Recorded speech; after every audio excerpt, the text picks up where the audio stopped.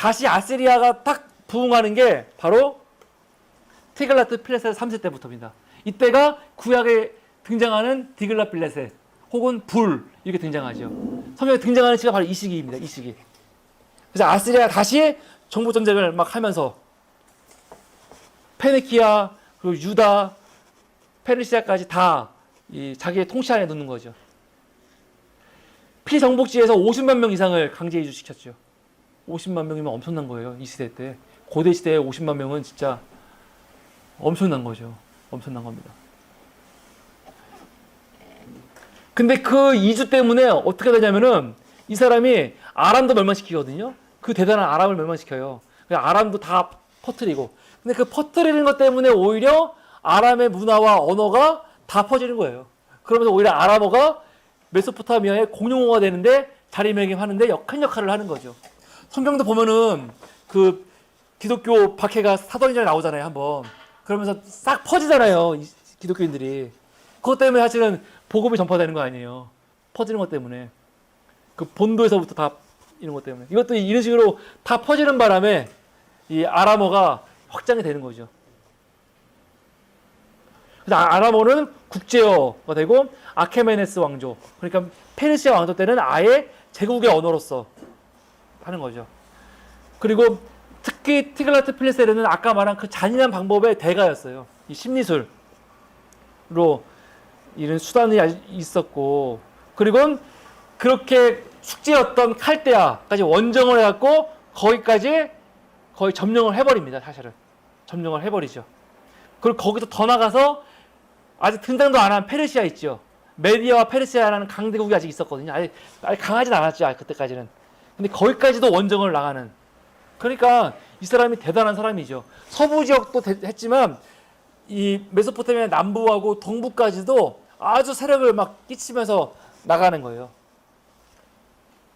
그러면서 하나 직면하는 게 이스라엘 왕 베가와 아람 왕 르신이 또 반란을 일으키는 거죠. 이 레반트 반란. 이거를 아시리아 동맹, 이거를 에브라임 아람 전쟁이라고 하거든요. 에브라임 아람 동맹. 이 에브라임 아람 전쟁이니까 에브라임과 아람이 싸운 게 아니고 에브라임과 아람이 동맹을 맺어가지고 아시리아와 싸운 건데, 이때 성경에서 중요하게 나오는 게 아하스는 참여 안 하잖아요. 아하스는 나는 참여 안 해. 안 하고. 그러니까 결국 베가와 다른 사람들이 동맹에 쳐들어와서 공격하고 막 그런단 말이에요. 그래서 아하스가 끌어들이는 게 누굽니까? 그래, 너희들이 그래? 그러니까 바로 아시리아한테 연락해갖고 티그라트필레셋 3세를 불러오잖아요. 그러니까 이때 티그라트필레셋 3세는요, 자기가 원정 온 게 아니고 사실은 이거 요청을 받아갖고 온 거예요. 요청을 받아가지고. 그러니까 북이스라엘 입장에서는 얼마나 화가 나겠어요. 그래서 결국 이때 이스라엘 왕 베가는 죽이죠. 아람 어르신도 죽여요. 그리고 여기 이스라엘 왕 호세아 세우잖아요. 친 아시리아의 호세아를 세우고, 그리고 아람의 역사는 끝나는 겁니다. 이 시간부터. 그러니까 이 티그라트필레셋 3세가 엄청나게 많은 일을 한 거죠. 엄청나게 많은 일을 한 겁니다. 근데 문제는 이 호세아가 또 반란을 일으키잖아요. 그러니까 결국 티그라트필레셋 3세는 죽어서 못 오지만 그 아들 때 가갖고 이제 나라가 망하는 거죠. 아까 말씀드렸지만 이 티글라트필레셋 3세는 바벨론을 점령했다고 했죠. 그리고 본인이 직접 바벨론 왕이 돼요. 그리고 나서 실제적으로 명칭이 수메르와 아카드의 왕이 되는 거예요. 실제적인. 그 이전에도 아시리아의 왕들은요, 자기를 아카드와 수메르의 왕이라고 했어요. 근데 다른 점은 뭐냐? 이 사람은 말로만이 아니라 실제로 아카드와 수메르의 왕이 된 거죠. 그럼 여기서 말하는 아카드가, 그럼 여기서 이해를 해야 되는데, 여기서 말하는 수메르는요, 바벨론이에요. 아카드는 아시리아예요. 그러면 어디가 어디의 후손인지 대충 알겠죠. 아카드가 결국은 아시리아 계열인 거고, 바벨론은 수메르 계열인 거예요. 수메르 계열. 근데 그 두 개가 다 합쳐가지고 메소포타미아인 거죠. 그러니까 인류 최초의 문명인 메소포타미아가 아직까지도 문명으로서의 최고의 권력을 갖고 있는 거예요. 어떤 사람은 수메르 문명 끝나면서 메소포타미아 문명 끝났어. 그렇지 않습니다. 메소포타미아 문명은 지금까지도 계속 오리엔트를 지배하고 있는 거죠. 그게 끝나는 거는 언제 끝나는 거예요? 페르시아가 바벨론을 점령하면서 끝나는 거예요. 페르시아는 메소포타미아 문명이 아니거든요. 예. 그래서 페르시아는 같은 위치에 있지만 페르시아는 그냥 이란 문명이라고 보는 게 맞죠. 이란 문명이라고. 그러니까 페르시아가 바벨론을 점령한 사건은요, 문명의 전환이에요. 문명의 완전히 새로운 문명으로 전환되는 겁니다. 그러니까 다 다르잖아요. 완전히 언어도 마찬가지지만 언어보다도 이 나라를 대하는 방식, 종교에 대한 그런 것들 완전 다 다르거든요. 이때 한번 문명의 대전환이 일어나는 거고, 나중에 그리스가 페르시아를 점령하면서 다시 한번 또 대문명의 전환이 일어나는 거고. 그러니까 그 문명의 전환의 입장에서 이스라엘 역사를 보면 재밌는 거죠. 근데 이 사람이 죽은 다음에 왕으로 온 사람이 그의 두 아들이 있었는데 아들 중에 형이었던 살만에살 5세가 왕이 돼갖고 있는데, 이때 호세아가 반란을 일으킨단 말이에요. 반란을 일으키는 이유가 이집트 22왕조의 피해. 그러니까 성경에서는 애굽왕 소라고 나오죠. 20왕조의 피해. 지도 한번 볼게요. 여기 보면은 25왕조의 처음에 피해라고 나오죠. 그런데 사실 이게 불명확해요. 소를 피해로 보는 사람도 있고 그 마지막 왕인 타하르카로 보는 사람도 있어요. 누구로 볼지는 명확하지 않습니다. 근데 중요한 거는 누가 중요한 게 아니고 이집트는 계속해서 부추겨요. 계속해서. 그리고 이스라엘은 기본적으로 남유다는 이스라엘은 애국과 굉장히 그 친밀함이 있거든요. 애증의 관계처럼. 메소포타미아가 없으면은 또 달라지겠지만 메소포타미아가 강적이 생기니까 다 뭉치잖아요, 이렇게. 계속 친애굽 왕조가 들어서는 거죠. 그러니까 호세아도 결국 친애굽 쪽으로 돌아서 가지고 전쟁하다가 망하는 거고. 또 들어오셔서 들어가셔서 계시면 돼요. 이런 것들이 재밌죠. 그런데 살만에살 5세 때 이스라엘이 멸망하잖아요. 722년에. 근데 그게 바벨론 연대기에 있어요. 바벨론 연대기에, 바벨론은 아시리아가 아니고 완전 다른 나라잖아요. 바벨론. 근데 바벨론 연대기에서 뭐라고 하냐면 사마리아를 폐허로 만든 건 살만에살 5세라고 말을 해요. 아카드 아시리아 왕들은 다 비문인과 비석이 있지만 살만에살 5세만 없어요. 근데 이거는 없는 게 아니고 말살이라고 보통 말을 합니다. 다 없앤 거예요. 우선 연도가 짧았죠. 그리고 그를 이어서 왕이 된 사람이 누구냐면 사르곤 2세인데 그게 동생이에요. 그래서 거의 어떻게 얘기 많이 하냐면 살만에살 5세의 갑작스러운 죽음에 대해서 그 동생과 관련을 많이 져요. 형을 죽인 거죠. 그런 식으로. 근데 그 사르곤 2세가 되게 재밌는 게, 웃긴 게, 그때가 딱 722년이에요. 722년이면 사마리아가 망할 때잖아요. 근데 분명히 그 전쟁을 시작한 게 살만에살 5세거든요. 그리고 아마 멸망까지도 살만에살 5세가 거의 시켰어요. 근데 그 시점에 죽어요. 그리고 왕에 대한 사르곤 2세인데, 이 사르곤 2세는 자기 비석에다가, 이걸 테일러 프리즘이라고 합니다. 그 비석에다가 자기가 사마리아를 점령했다고 쓰고 있어요. 자기가. 그리고 이것 때문에 과연 사마리아를 점령한 게 누구냐, 이 논쟁이 있지만 그 후대에 등장하는 게 누구냐면 바벨론이잖아요. 그 후대의 역사가들은 어떻게 쓰는 거예요? 이건 사르곤 2세 너 아니야 하고 살만에살 5세라고 쓰는 거죠. 역사 기록으로 먼저 남아있는 건 뭐냐면 사실은 텔러 프리즘이에요. 사르곤 2세가 쓴 프리즘이 역사적으로 먼저 있는 거죠.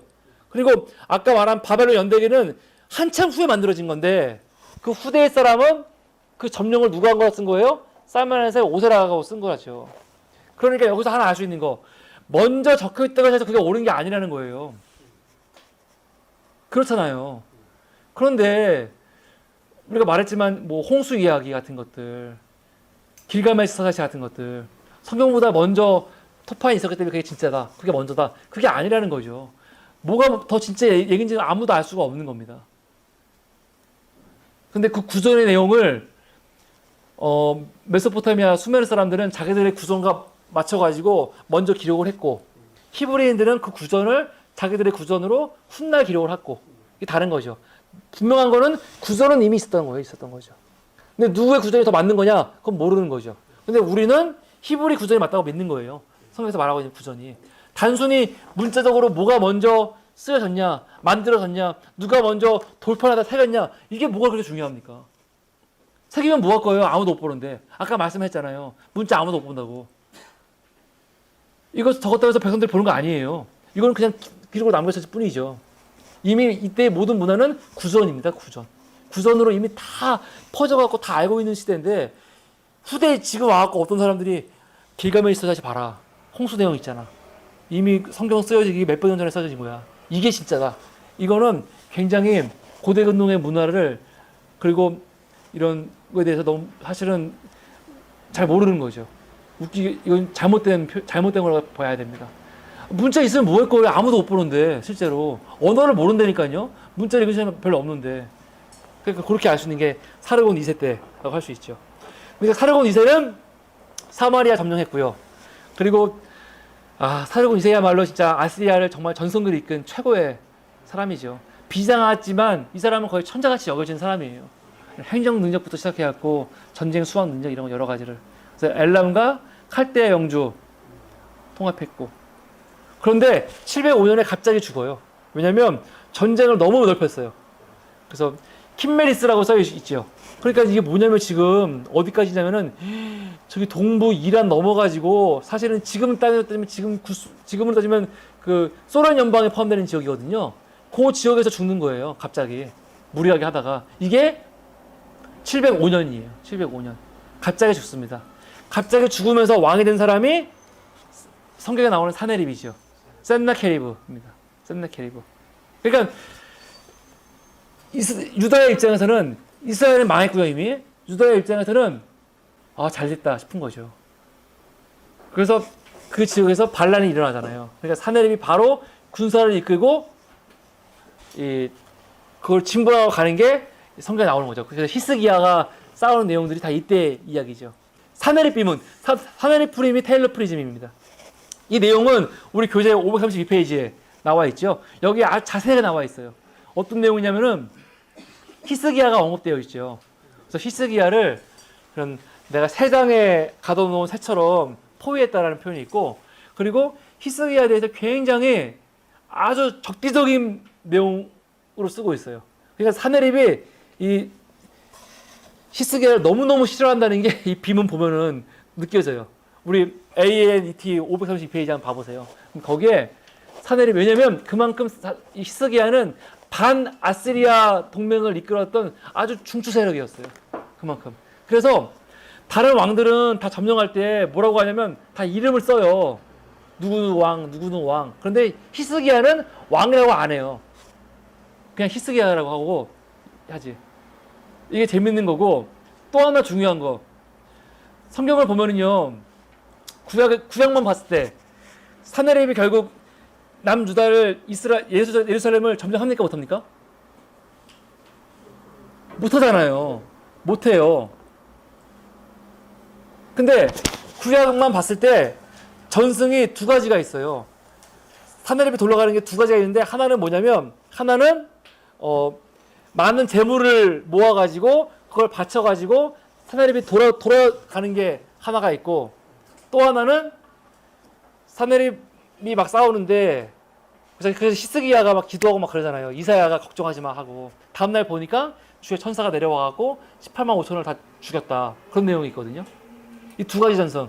그래서 보통 첫 번째 전승이 역사 전승, 두 번째는 그냥 신앙 고백 전승이라고 얘기를 많이 해서 이 두 개를 섞인 거다 얘기를 많이 해요. 근데 이게 재밌는 게 뭐냐면, 사네립이 지금 테일러 프리즘에서 자기 업적을 쓰잖아요. 그럼 거기에 유다의 46개 도시 이름이 들어가요. 제가 점령한 도시. 내가 여기를 다 파괴했고 하는데 그 도시에 예루살렘이 없어요. 사실은 진짜 이게 승리 업적이면은 정말 중요한 도시는 예루살렘 아니에요. 그걸 왜 빼요? 빼면 안 되죠. 근데 히스기야를 세상의 해처럼 몰아넣었다, 가뒀다까지만 얘기를 했지, 거기를 점령했다는 거는 언급하고 있지 않아요. 그러니까 성서에서 말하는 예루살렘을 점령 못했다는 내용이 사실은 이거와 되게 부합하는 거죠. 그러니까 이런 것들을 우리가 이렇게 알 수 있는 내용이 하나 있고, 또 하나 이거와 관련해서 중요한 게 실로암 비문이 하나 있습니다. 실로암 비문. 이거는 히스기야 터널 바위 벽에 새겨진 거예요. 그냥 자그만 비문이에요. 터널에 들어가면은 그 비문이 있는데, 비문이라고 해서 이게 뭐냐면은 아주 우연히 1880년도에 들어가서 보니까 뭐 글이 써 있으니까 그걸 본 건데, 그게 히스기야 비문이죠. 여기 보면은 이거는 ANET 562페이지에 이 비문 내용이 있습니다. 그러니까 히스기야 시절에 이 터널을 만들었다는 이 기록이 남겨져 있는 거예요. 이게 이제 왕하 20장 20절하고 대하에 같이 있는 거죠. 그냥 성경에는 아주 간단하게 나오죠. 히스기야의 나무 사석과 그의 모든 업적과 저수지와 수도를 만들어 물을 성 안으로 끌어들인 일은, 이게 넘어가 버리잖아요, 그냥. 근데 요 내용이 실로암 비문에 있는 거고, 이 이야기는 사실 되게 중요한 얘기예요. 왜냐면 사내립과의 전쟁을 앞두고 갖고 제일 중요한 게 뭡니까? 그 전까지는 나라를 고립시킨 다음에 말려 죽이는 거였다니까요. 물이 없으면 안 되니까 예전에 성과 성 밖에 있는 기온샘을 연결해 가지고 물을 갖고 오는 거를 터널을 만든 거예요. 근데 그 터널을 만든 기술이 기가 막힌 거죠, 이게. 지금 수학자들 봤을 때는 기가 막히다는 건데, 그 터널과 관련된 이야기가 거기 있는 거죠. 그러면서 이제 에사라돈이 나오고, 이때 또 유다와 팔레스타인이 이제 반란을 일으켜가지고 에사라돈도 예루살렘을 다시 한번 들어와가지고 공격하고, 에사라돈 아수르바니팔 끝난 다음에 바벨론이 파괴되잖아요. 바벨론한테 파괴된다는 게 뭐냐면, 지금 이 에사라돈 다음에 아수르바니팔까지가 전성기예요. 왜냐면 이때 이 아시리아가 자기들의 가장 수건이었던 이집트를 점령해요. 지금까지는 이집트와 그렇게 막 말을 해더라도 실제로 이집트 자체를 점령하지 못했어요. 이집트를 점령한 이방인들은 누구냐면 이집트 근방에 있는 구스, 누비아, 리비아, 그런 나라들. 근데 그것들은 뭐냐면 나라가 점령하는 게 아니에요, 사실은.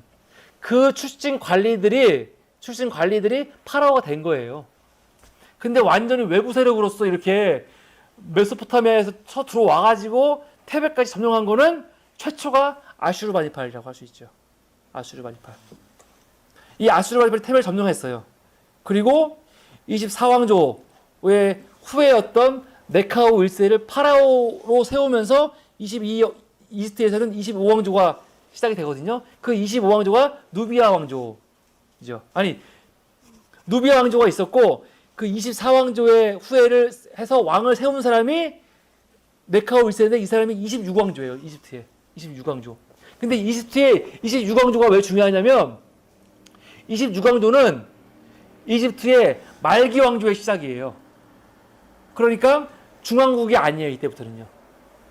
이집트가 남북이 갈라지면 중왕국이잖아요. 약하잖아요. 근데 하나로 합쳐지면 왕국이라고 했잖아요. 그래서 고왕국 있었고 중왕국 있었고, 그 중왕국 때 그다음에 신왕국 있고, 신왕국 때 출애굽 있었던 거고, 그리고 마지막 고왕국, 이 말기 왕국이 이때 나오는 거예요. 이때가 26왕조 사이스 왕조라고 하고, 이집트 역사에서는요, 이때를 사이스 르네상스라고 불러요.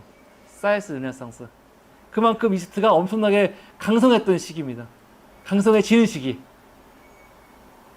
그러니까 강성해지니까 쟤네들이 어떻게 해요? 근데 이미 아수르바니팔은 이때 점령했죠. 근데 이집트 입장에서는 이때 다행인 게 뭐냐면, 아시리아가 곧 망해요. 622년에 망한단 말이에요. 바벨론과 메디아 연합군한테 망한단 말이에요. 망하니까 이미 이제 바벨론 새로운 왕조가 들어왔고, 이집트는 사이스 왕조가 들어오면서 잘 됐다. 그러면서 자기들의 엄청나게 새로운 그런 혁신을 일으키면서 부흥한단 말이에요. 대표적인 사람이 네코 2세. 26왕조에 네코 2세 나오죠. 네코 2세. 푸산티크 2세. 이런 사람들입니다. 네코 2세는 성경에서 누구로 나오냐면은 그 요시야 때 보면은 요시야 죽인 왕 있지요. 요시야. 요시야가 이게 뭐냐면 이 이집트가 성경에 보면은 아시리아를 치기 위해서라고 나와요. 성경에는 이거 오역이에요. 그러니까 원래는 지금 보면 알겠지만 622년에 망했어요. 망했지만 니느웨가 없어진 게 아니에요. 아시리아가 없어진 게 아니고 그 다른 세력들이 다시 또 나름대로 규합이 될 거 아닙니까? 수도를 뺏긴 거지. 그래서 어디에 머무냐면요, 그 사람들이 칼데시에 가요. 칼데시. 그래서 거기서 마지막 그런 바벨론과의 전쟁을 준비하고 있는 거고, 그 아시리아를 돕기 위해서 이집트에서 원정군이 올라가는 거예요. 근데 그 원정군을 무기또에서 요시야가 막은 거죠.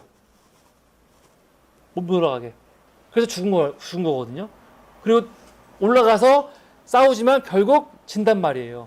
느부갓네살한테. 그때 이집트 왕이 네코 2세거든요. 성경에서는 느보라고 나오죠. 느보라고 나와요. 그때가 612년 니누에 망할 때 아닙니까? 우리입니까? 망한 이유죠. 망한 이유죠. 그러니까 니느웨가 망했고, 보통 역사에서 이때 망했다고 치지만은 그 자녀 세력이 이렇게 남아있을 거 아니에요. 남아있는 세력과 싸우는 거예요, 지금요.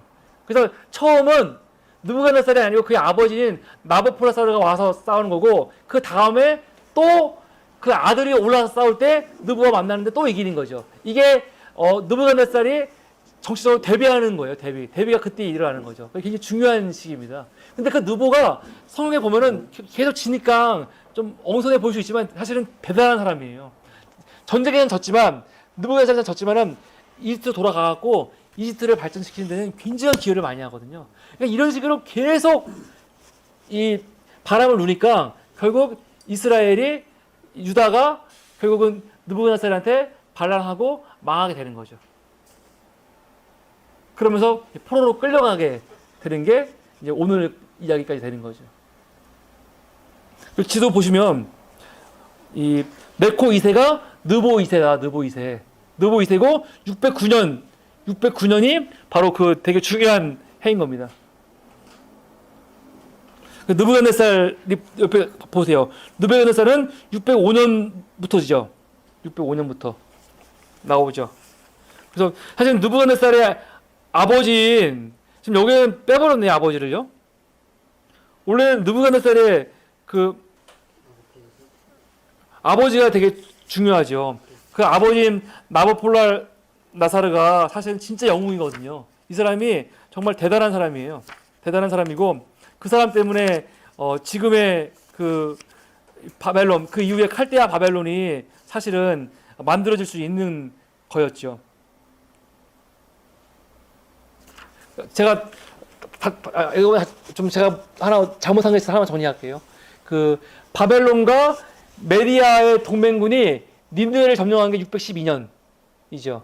612년에 점령을 하고, 그 이후에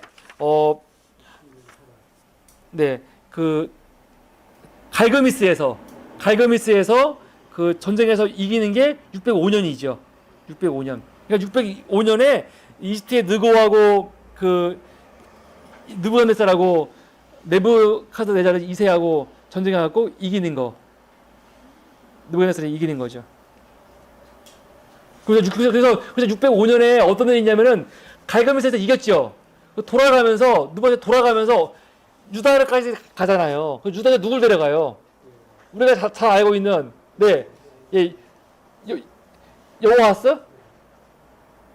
여호와스를 데려가나요? 그거는 597년이고 605년에 누굴 데려가냐면 다니엘과 그 친구들 있죠. 그때 그 친구들을 데려간다고요. 왜냐면은 거기서 이거 교육을 시킨 다음에 나중에 교육을 시킨 다음에 자기의 총독으로 보낼 때 파송하려고, 그때가 그거고, 나중에 반란이 일어나니까 또 한 번 와요. 그때가 597년. 그때 지금 말씀하는 여호야김을 데려가죠. 여호야김을. 그러고 나서 마지막 586년 때 와가지고 아예 완전히 그냥 없애버리는 거. 이렇게 세 번에 걸쳐서 바벨론 이주라고 할 수 있죠. 이주? 첫 번째 거는 이주가 아니고 그냥 데려가는 거죠. 그냥 관리 데려가는 거고, 두 번째 거는 포로라고 할 수 있어요. 바벨론 포로라고 차라리 597년에는 실제로 포로로 데려가거든요. 여호와김 목에 메고 막 데려간다고요. 근데 마지막 586년에는요 2주지요. 집단으로 들어가는 2주라고 할 수 있고 이 이야기들. 그러면서 이제 바벨론의 이렇게 이야기가 이 구약에서는 마무리가 되지만 이 바벨론이 또 망하는 게 한순간이에요. 한순간. 이렇게 강대했는데 느부갓네살 2세 이후에 한순간에 망하면서 고레스가 들어오죠. 그래서 고레스 이야기는 아직 안 했잖아요. 고레스와 메디아 이야기 굉장히 재밌습니다. 그 이야기를 보면은 재밌는 게 많아요. 영웅들이 비슷한 것들이 있거든요. 그 이야기는 우리 다음 주에 그 페르시아 이야기와 그리고 하스모니안 이야기 그리고 헤롯 왕조까지 마무리하도록 하겠습니다.